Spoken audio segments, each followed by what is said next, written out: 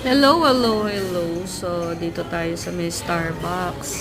Madalas pupunta ako sa kapihan kasi dito laging may libreng coffee grounds. Itong coffee grounds na to ginagamit para sa plants, sa tanim, pandagdag pang conditioner ng lupa ninyo.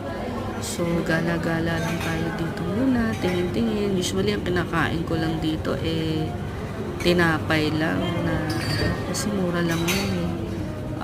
Ang talagang purpose ko lang pagpunta rito makalibre pagkuha ng mga coffee grounds. So, madalas pinapakyaw ko na kasi wala naman ganong pumapansin dito dahil siguro konti lang ang nagtatanim. So, hihingi lang ako ng supot, hihingi lang nito ng mga coffee grounds, pinag-anuhan ng mga kape. Alas 12 daw Ayan, kailangan kasi nandiyan na daw. napakagandang gamitin ito sa inyong tanim. Kung may mga tanim kayo sa inyong bakuran,